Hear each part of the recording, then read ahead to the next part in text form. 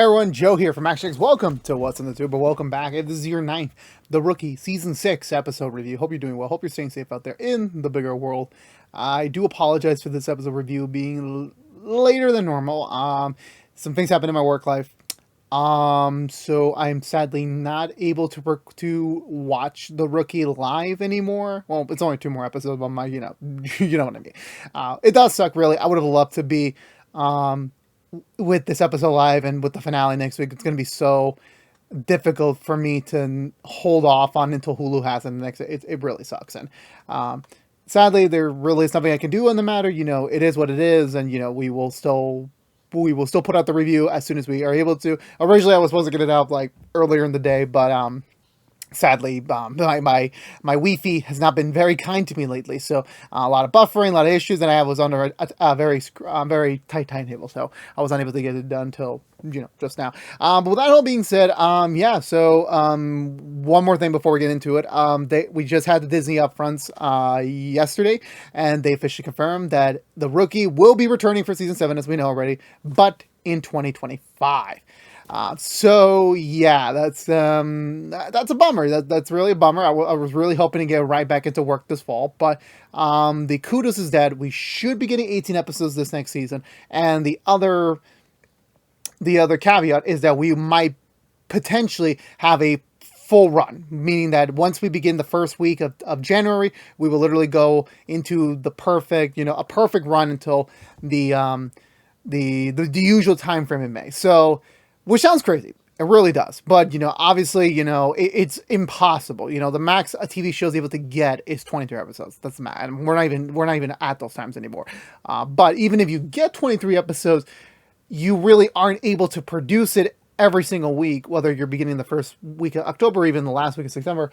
Normally that's just not possible. You kind of have to get some breaks. You got the holidays, you'll find any excuse to take a hiatus. So I think honestly for me as a viewer and as a reviewer, I think it's better to keep the momentum going and just, I think that's an amazing idea. 18 straight weeks of The Rookie. I would love that. I really would.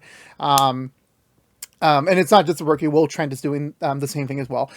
So yeah, it's gonna suck. We won't get Rookie again for another 7 months. But you know what? When we do come back, we're gonna have 18 straight weeks of content. I think that's a very nice trade-off. We're gonna lose a few months extra. We got to spend a few more months extra. Get to the new year, and then boom, we're just going to go straight into it. So how does that work on our end? Considering the fact that if you have been watching our update videos, we're kind of running out of shows to review week to week, and Reacher just got announced to be coming back in 2025. So. I don't quite know. We still got the summer to think of. We still got Walker to do. We still have a couple other things in the pipeline. So I'm not worried quite yet, but you know what? We'll cross those bridges when we get there. But for now, let's just enjoy the rest of the season. And, then we'll cross those bridges maybe. Because in this week's episode of The Rookie, oh my God, we're finally inching along back to where we were before, but we're still quite not sure what the hell's really going on. This episode was more about introducing new faces, new names into the world of the LAPD, the LA Criminal Organization front. Again, we're all still wondering the question, who is the new big bad? Who is this mysterious man that even Monica is scared of? We got that tease back at the premiere. We've been not been really targeting that. We kind of been jumping around different places. Again, building out the universe even more so. And while that is respectful, now we got to get back to it, and now we are.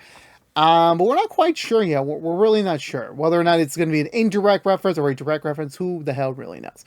But yeah, this week's episode, I think it was very tense, but not too tense. I feel like I was a little bit more reasonable on certain things. I don't want to say any bad things about it. I don't think it's a bad thing, but I can see them trying to emulate season 2's final episodes in this season, but I don't quite think it's there necessarily.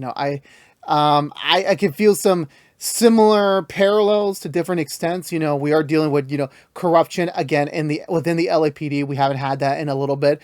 And, again, I'm not trying to copy, but when you had something similar in a previous season that you did, you had the tension in the air, and then you kind of don't hear it kind of really it doesn't really quite paint the perfection that I always anticipate when it comes to shows that I really, really love. But I still enjoyed it. I really did. And I'm more curious than ever to see what is the consequence of the actions that we're about to see from this episode and then to the finale. You know, there's still quite a few things we still yet to cross through, and, you know, there's only one episode left, so I'm hoping for some big old stuff next week. I really hope. But this definitely does set the seeds up for a very cool, very interesting finale. You know, definitely. You know, I'll have more to say about season 6 when we come back in a few weeks with the spoiler-free review. But until then, you know, this will suffice at the time being. But with that all being said, let's go for the Butcher recap and talk about this week's episode of The Rookie. So we pick up right where the last episode left off. Bradford is at the scene. Gray arrives at the death of the suicide of Mad Dog, and, you know, obviously they're just talking about what's going on. Immediately, Bradford admits, like, you know, it has to be the therapist. It has to be her. It's just too coincidental, everything going on. It has to be her. She had dirt on Mad Dog. They compromised the Metro operation, and whatever she had on Mad Dog, it caused him to commit suicide. So now they got to look into it. Obviously, you know, you can't just jump in there with like a bold accusation without any hard evidence. No hard evidence, no case. This new hotshot detective, which we, again, never seen before. It's like, again, like, I understand, like, you know, there's only so many things we can do in the show. And, like, again, I'm seeing where they're trying to go with for here. But here's this guy. He's kind of an up-and-comer detective looking for, like, that big score to kind of, you know, elevate his career forward. And immediately he's already questioning Bradford, thinking he's the killer, not even ruling this as a suspect, which, again, he's doing his job to an extent. But Gray says nice that, yeah, he's kind of just looking for a good reason, like, you know, kick off his career, really. And, you know, busting a decorated veteran officer could be the thing to do it, regardless if there's any, you know, real substantial proof or not. So, you know, it's time for Bradford to kind of tread lightly as, you know, he's about to start being questioned by him. Bradford decides to take the correct approach. Get the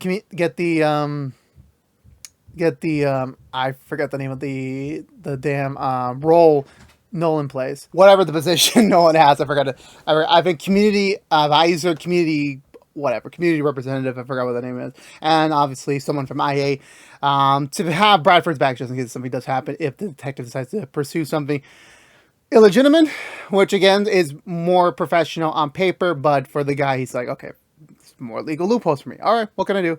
You're following orders. I'm just going to proceed as normal. Then we cut over to the next day where Selena's officially moving into Chen's apartment now, their apartment. So yeah, there's a lot of stuff in there. I'm like, yeah, that's a lot of stuff. Nolan comes by, drop off some coffees, you know, make sure that his rookie is not going to immediately, like, you know, lose sight of the bigger girl now that she's moved in with Chen. And also, you know, Nolan and Chen haven't really had much one-on-one time in a long while, which, again, I'll say this much about when it comes to ensembles. Sometimes they don't lose focus, but, like, we don't get too much crossover. Or maybe they do, or maybe I'm not registering, who the hell knows. But, you know, they haven't really had some one-on-one time, some real time since, you know, the whole breakup and everything. And, you know, Chen's like, you know, I'm doing better, but, you know, it's just kind of taking it day by day. Then Lopez gives Chen a call that, yeah, like, Tim got into an issue with Mad Dog, you know, that, you know, well, Tim didn't do anything, but, you know, Tim's now being the subject to another IA investigation, with the whole, you know, potential Mad Dog suicide or maybe even murder. But so you're just letting you know, Tim's going to probably be on leave for a while. So just keeping you in the loop about that one. Nolan gets a call from Bradford about that he has to be, there to represent, Bradford. So he's already on the way, for that one.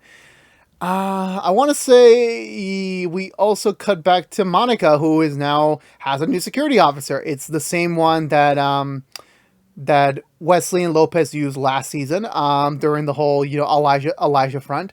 And so now she's working for Monica. Monica's still just using her as basically security only, but she's not giving her any sort of, like, access to her private details, private recordings, because, you know, Monica's kind of a bit shady. And this episode kind of really opens her up a little bit. We already knew Monica was kind of, like, willing to get into bed with criminals, but now she's, like, really making some moves here. She's been trying to make some moves for a while. She even gets a call from the therapist, who's already, you know, kind of panicking because, like, you know, this wasn't the plan. You know, we were supposed to just quietly leak this information discreetly. No one should have gotten hurt. And then that was the case. That was originally the goal, but now, Mad Dog's dead. One of the Metro officers is now paralyzed. So this isn't, and now people are looking into this, and this is not great, and obviously Monica's trying to, stay in control, stay in power. They're like, we're going to be fine. Let me handle it. It's all going to be okay. Just keep your mouth shut. Don't worry about it. And just keep doing what you're doing. Keep doing as business as normal. Right there, right now. Then we get to Nolan arriving at the station. He talks to Bradford, but Bradford pulls him aside for a moment and tells him, like, I'm going to be put on leave. Most likely, I'm not going to be able to really investigate this on my own, but, look into the therapist. She has something on Mad Dog. She could have something more on the other officers. This is something that, you got to look into discreetly. This is very sensitive, very important. This could basically make or break Bradford's career. So Nolan agrees, obviously, with some hesitation, but, they got to do what they got to do. I want to say there's a scene between the therapist and that detective. So they are in cahoots with together, just to paint the picture. Immediately she's just like, trying to, like, reverse, kind of like a pyramid. Like, Monica's the real one in charge, but then at times the therapist has to be one to, like, barking the order just to make sure everything's, like, all the ducks are lining up.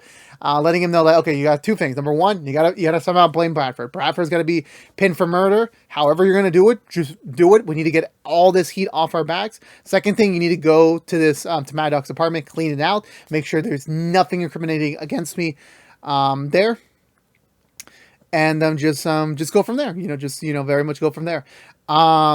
What she does, so, without hesitation, because, she's got stuff on him, so definitely it's going to be an issue for him to handle.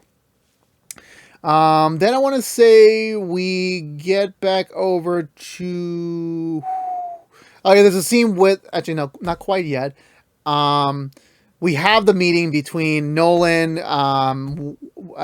Gray, Bradford with the detective. Detective's immediately trying to grill Bradford, but of course, obviously, he's kind of going on a line, kind of, overstepping, assuming things. And, the detective talks about, oh, you're all like this, you're all buddy, you're risking the integrity of the police department because you're all friends. That's unfair. Bradford needs to be prosecuted. He needs to be looked as the suspect, and that requires you guys to remain impartial, but that's what you guys are not. Again, like, yeah, there is some truth to that. Like, yeah, they're all close with each other, but like, but no, they are doing so. This guy's just trying to, like, find some sort of, like, nugget to mold into a case. Even like him and Gray have a conversation later about it, and Gray's like, you know what? You're a detective. I know what you're trying to do. Do what you got to do, but at the end of the day, stay in your lane. And even the therapist comes in to kind of, like, paint this picture of, like, negativity around Bradford. But even Gray knew, is like, y'all talking some bullshit. Like, y'all really are. Like, y'all talking some bullshit. Like, again, have some hard facts, then come back to me. But of course, they got nothing because they're trying to scare everyone to giving them something to work with. But, like, this is one of those, like, they're trying to gain power, but in reality, they kind of have nothing, which is why I kind of have to say, I do feel the tension because, like, it's the different sort of thing when it comes to, like, and again, I'm not trying to compare this too hard with the season 2 finale, but with that one, we already knew Armstrong as a character. We already knew how that was going. We knew him already. We knew that he was in with that. And these two were like, okay, the therapist was kind of in with Aaron, and ironically, Aaron's not even in this episode. Let's be clear. He's not even in this episode. And then some, like, and then Brad, they don't even have a scene together. And, like, and this new detective, we don't even know him. Like, like, okay, he's just some random detective trying to make it big. Again, like, that's why, like, for me, like, when it came to Armstrong, he was a veteran. He had years in the force. We got his backstory piece by piece, and then when we got those, like, big turns against him, then you really started to feel the tension because you don't know what's going to happen. You don't know what he's capable of. These two, I don't even believe these two would even do anything to the amount of, like, master planning that Armstrong did to Nolan. Again, I know these are two different cases, but these are, like, kind of similar background where, like, it's corrupted cops, corrupted police officials working with the criminals. It's kind of the same thing there. And I'm only saying, like, I feel the suspense. I do feel some tension, but it's not as strong as I would like it to be. But I'm still more inclined to see how the fuck they take these guys down. That's what I'm more inclined to see. Nolan comes in. He talks to Gray about what Bradford taught to him, and and Gray's like, okay, you know what, I understand. Also, by the way, I forgot Bradford, because of this entire thing, is put on administrative leave until they progress with this case even more further. Yeah, so Gray talks to Nolan and is like, say, okay, you know what? Again, similar to what I told to Bradford, until you have something concrete, we cannot pursue this as an official investigation. But if you want to take a work development day to kind of, pursue some projects, maybe with your rookie, you could do that. And then, if you find something credible to talk about in your report, then you talk to me. Which is basically like, yeah, you can pursue this investigation, but you gotta keep this really off confidential. Do not include all the cops on it. Don't put an APB out there. Like, do detective work. Just be very discreet in how you do it. So then we cut. Yeah. So Nolan talks to Selena about this. He lets her know, yeah, this is a very sensitive matter. You have to agree to this without knowing any information about it, because if I tell you and then you decline, you're kind of posing a risk to us. So Selena says, yes, I'll take the responsibility. I want to join. I want to do this. And Nolan's like, okay, well, he fills her in on the details. And of course, obviously, Selena doesn't believe this because, of how much positivity Aaron's been saying about her. Again, you don't really know a person until they do something. And they're like trying to figure out, okay, how do we pursue this in a unofficial but official, discreetly legal matter? And they're just like, well, there really is no angle, considering the fact she's a shrink, and they can't really, a lot of the stuff that she has, technically it's still under confidentiality, so it's not something you can just go into a computer and get a search warrant for. That's not how it works. So they got only one person that they can even have a remote chance of figuring out what we need, and it's good old Smithy, who agrees to do this only because he gets praised by Bradford. It's like, Bradford thinks you're the man, and then he needs you right now, and that's all Smithy needs to just basically sit on his ass for his entire ship and just figure out who's coming in or out of the therapist's office. It's literally all that it is right there, which I'm like, I find that hilarious to say the least. We cut over after the official reasoning to bench Bradford for a little bit. Lopez calls over Wesley. Wesley says, I cannot disclose anything about this. This is a very sensitive matter. And all I can say is that I'm aware we're close with Bradford, but at the same time, we are professional. We have jobs to do, and there's a code of conduct to follow. And shortly after that call ends, he gets a knock on the door by a very intimidating man. Apparently, he's there to pick up the sitter or the nanny for the kids. Apparently, the boss, whatever this boss is like pretty mad, and he wants the nanny back over there. Wesley stops him, saying that what are you gonna do, man? You gonna try and shoot me? Well, guess what? Everybody's connected to the camera. It's all connected by cloud. I already got your face, so if you try something against me, my wife's gonna get you down. The police department's gonna get me down. You're gonna be dead. You're gonna be in jail for the rest of your life. So, what you want to do? He does the right decision. Decides to leave, and just leave there as may be. They bring the nanny over for Lopez and Harper to take a look at her. Apparently, she used to be a nanny for this very, very, very dangerous criminal, but not the criminal you assume to be a criminal. It's the launderer, the money launderer, because when you get all this dirty money, you can't really spend it right away because people are going to be asking, where'd you get this money? So you got to clean the money. And this guy is basically the facilitator. He takes the money, takes a cut out of it, and then he cleans it, and then he gives it back to the person. That's his job. And that's someone that they're trying to knock out to get arrested. And, sadly, the guy's already, multiple steps ahead of them. So it's kind of difficult to place any, official charges against him. And so they're thinking, well, okay, well, we could try and get this out with one stone if we can somehow get you to go back in there and be an undercover agent for them. And she's like, no. This guy's very dangerous. He's very serious. After this day, I already fucked him over. He's not going to like it when I go back to his house, so I'm not going to risk it. They're like, okay, so what else can we do? And they're like, we got the perfect person who should be an undercover. You see already, but she's not. It's Chen, because we got to do something with her. We got to do something with her, to be honest with you. Speaking of which, Bradford's about to head out of the station and out of the episode when Chen comes in, gives him a hug, in private, in the elevator, which I'm just like, that's sweet. That's honestly very sweet. Chen still hates him. She's still mad at him, but, she definitely does still care about him a lot. And, she's going to try and be there for him, even though, that the way they are right now is just quite not the way things should be right now. Lopez and Harper pull her away to pull her on the UC task. Lopez at the moment would prefer giving him an opportunity, like, hey, if you want to escape the country just in case, I got connections, I can get you out of here. And Bradford's like, no, I'll be fine. I'm gonna stay put till this entire thing blows over. I'll be fine. So he leaves off on that. I want to say Nolan heads off to, and Juarez head off to, I forgot what they exactly do. I know I think they check out the apartment first for Mad Dog. I think that's their only big credible lead right now. So they go there. Sadly, there really is nothing usable there. Apparently the detective already came and cleaned it out. But they do find like a random fantasy football notebook, which isn't going to do anything. But Nolan does have an idea, because Nolan's an idea man. He always has something up his brain to use next. So that's just how he always is. He heads over to the therapist's office, basically blackmails her, saying that, hey, look, I got this notebook with all this evidence. You tell me what's going on, I can help you out. And she's like trying to maintain composure, trying to maintain that she is an innocent person. She's just a therapist. That's it. Nothing more. Whatever Mad Dog wrote about her in that, book is completely falsified. But no one's like, I don't believe that. I really don't. So you got your choice. Either I told this to Graham, we started an official investigation to you, or you come to us, you let us know what's really going on, and we can cut you a deal. So that's kind of your choices right now.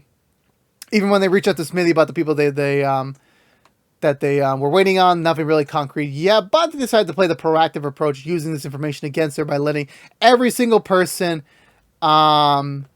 because another thing they figured out was that, wait, hold on a minute, if this woman was kind of someone with the Metro Ob, basically destroying or mishandling official police business, how come this hasn't been reportable? How come we haven't seen the metrics on this?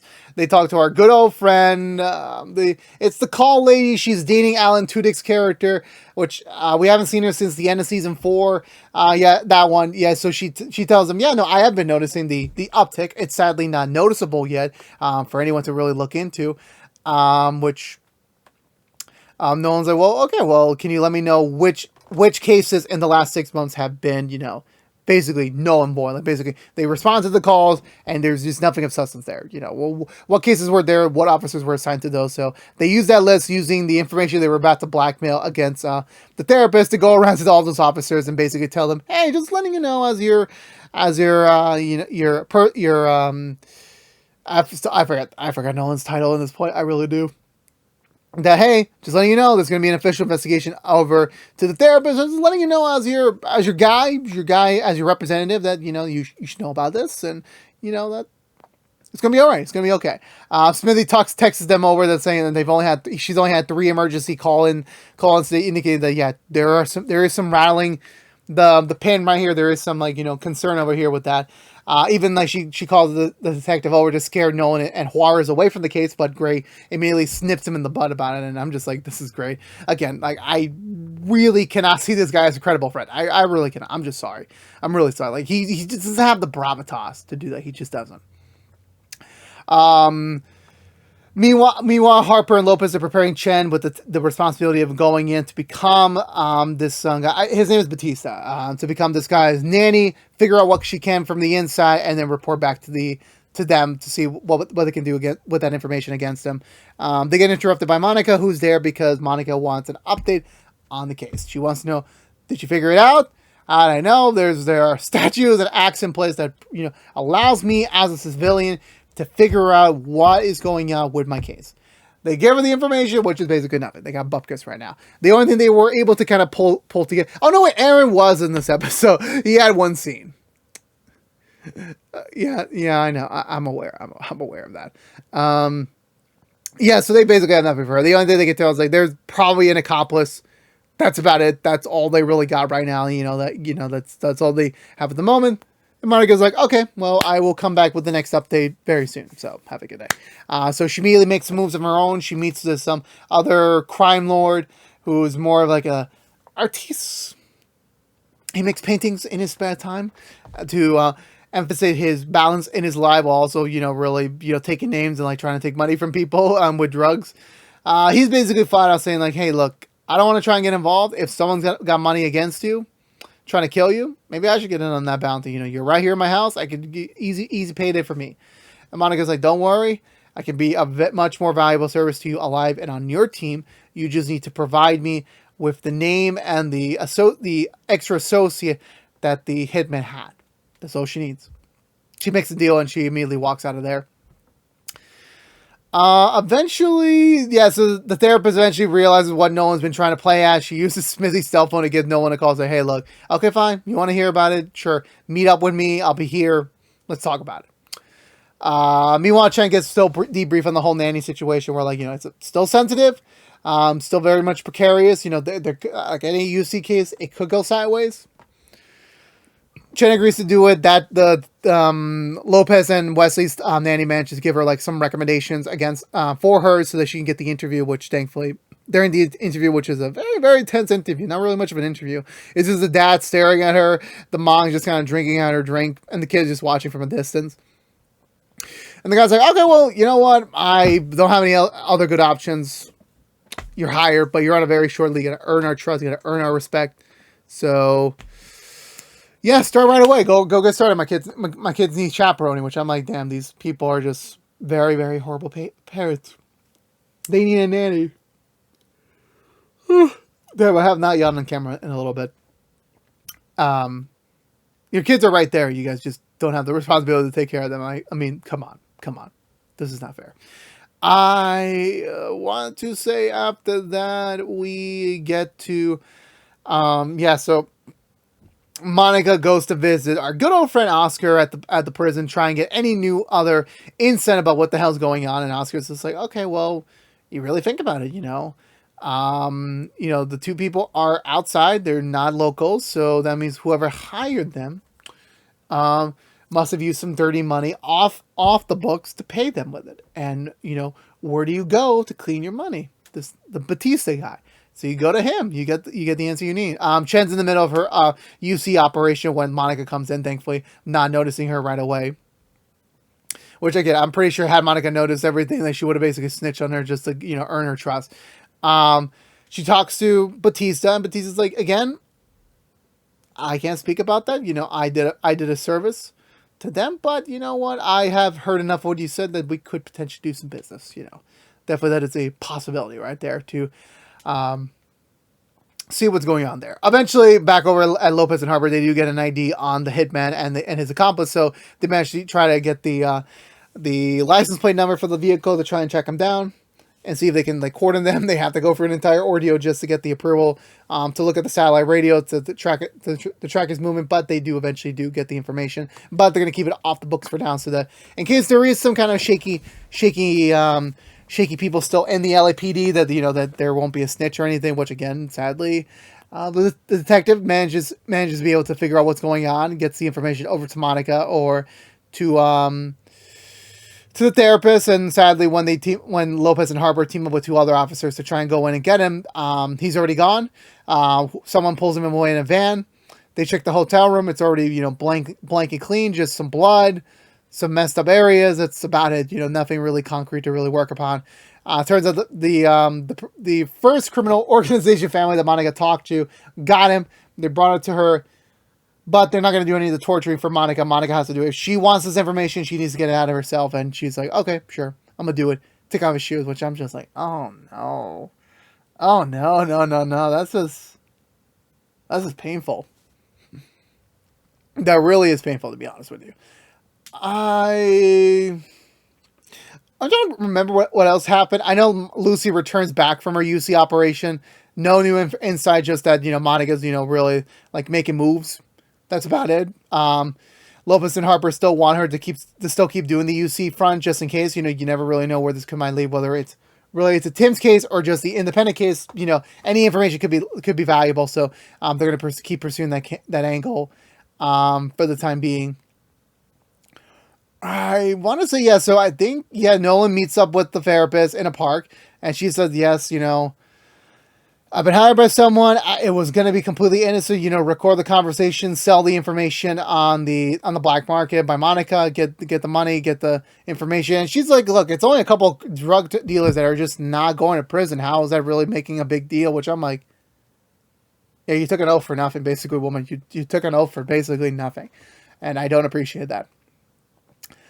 Eventually, Nolan's like, like just tell us the names, tell us what's going on, and we can help you out. We can try and give you some sort of protection. And Monica and the therapist is like, nope, I need full protection, and I need an opportunity to start a brand new life away from here. There definitely is no future for me right here, right now. So if you can provide me with that, I'll give you all I know. But until then, I ain't gonna tell you shit. Eventually, Lopez and Harper manages to pull off the dash cam that the detective who's trying to be a big shot looked up the case, and as soon as the same time as the guy ran away. So yeah, that's like, nah, it's like really too fishy. And the guy's like doing the same thing Bradford does. Like, I want my lawyer, I want my public relation officer here, and Gray's like, okay, you will be granted those assets, but you will not be working. You are being put on leave yourself. So go home, good sir. Yeah, I think from that point, I apologize. I really it's been a while since I yawned on camera. It's been a while. I know Monica eventually gets the name from the guy. It's not someone we know. It's not someone we recognize. Even Oscar's like, who's that?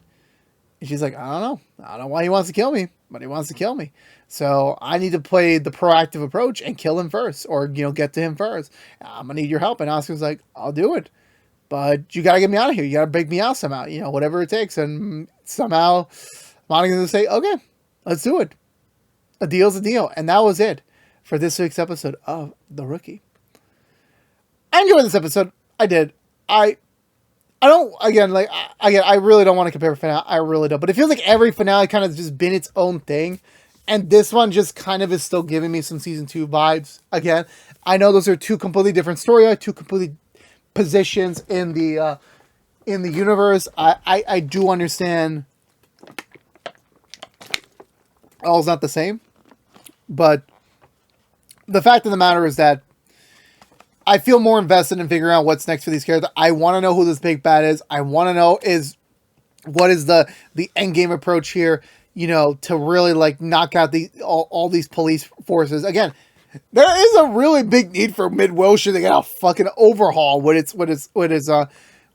corruption problem. Like, this is like the second time in 3-4 years where we had an internal problem. This is something we really should talk about. This is something that we really need to nip in the bud. What is it? Why do we have IA for? I know there's a reason why IA is there, but I'm like, we're not being proactive about it. We're only figuring this out because a criminal conveniently makes a mistake, and then now they gotta really, trying to fix all this shit up. But I do appreciate, it was smart seeing Nolan and Selena on the tactical approach against the therapist. Bradford's scenes were, very short but punctual. Gray stepping it up like a badass right here, and same with Lopez and Harper working as a team, and finally giving Lucy some undercover work after so long is just always so enjoyable to see. Always really is. But no, yeah, again, I feel like in terms of the actual storyline they're doing here, I'm not the biggest fan of, because I'm just not feeling the full tension I want to be seeing, but I am very excited to see what is the result. What are we going to get out of this? Where are we going to go from this point onward? That is what I'm trying to get to. But until we get all those answers, and hopefully more next week, that is all I'm going to say for now. But for the time being, I'm just giving this episode 1 3/4 up on the thumbs up scale. It's, not feeling the vibe, not feeling the tension vibe, but you know what? It's still appreciate it. I still really much like this episode. But I believe that's going to do it for me today, everyone. So let me know in the comments down below. What did you think of this week's episode of The Rookie? I would love to hear your thoughts down below, as always. But I believe it's going to do it for me today, everyone. So I don't know where this has been. What's 2 from ActionX, reviewing every episode in the 6th season of The Rookie. If you want to know what we're doing normally, what's the 2 besides our rookie episode reviews.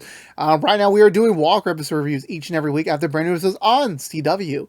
But if you don't care about The Rookie, you're still in luck. Next week will be our season finale review. Stands a day late. I will try to get this out as quick as possible. No guarantee, sadly, with my personal life. Things always, change day in and day out. And then after that, will be a wrap on season 6. But don't worry, our rookie coverage will not end there. The following week, you'll get our season 7 prediction video, where we talk about what happened in the season 6 finale and what do we want to see in the upcoming season 7, which will be premiering in early 2025. As well as the following week, you'll get our season 6 non-spoiler review for all of you who have yet to catch out the 6th season of The Rookie, which will be available by that point, all available on Hulu. So go check them all out there. But again, thank you so much for watching. Please subscribe if you haven't yet, like, favorite, share if you want to, ring that bell, and follow us on social media. But until we see each other again, thank you so much for watching. Please stay safe out there, be good to each other, and as always, peace out.